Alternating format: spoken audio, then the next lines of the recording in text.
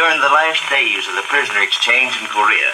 I was there as they came through Freedom Gate, shattered, sick, and lame. And there in a Red Cross tent, as a weary group rested, a soldier broke out a deck of cards.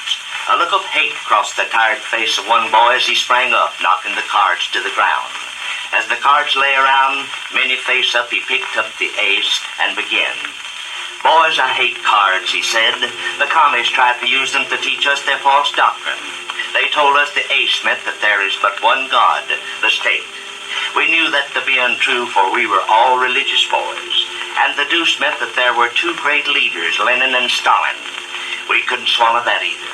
And this tray stood for the three religious superstitions that the red would soon destroy: the Catholic, the Protestant, and the Jewish.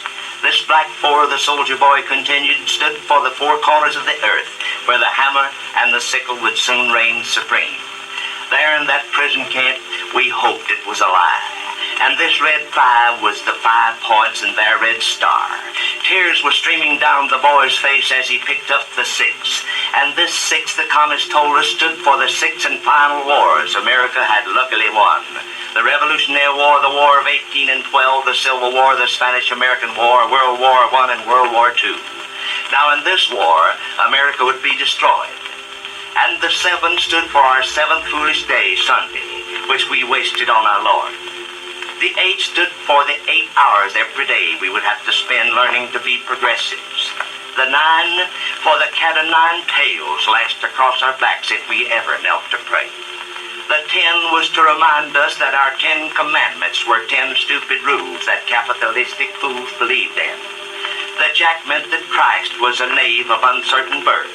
The Queen, that Mary his mother was a non-virtuous woman, and the King stood for our Lord God, whom the commies told us did not exist. A dream, a fake, a joke.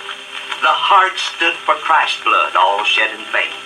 The diamond signified the real precious jewel, the Communist Party. The club, the weapon of oppression with which they beat us, and the spade, a tool with which we would dig our own graves. This was the red deck of cards.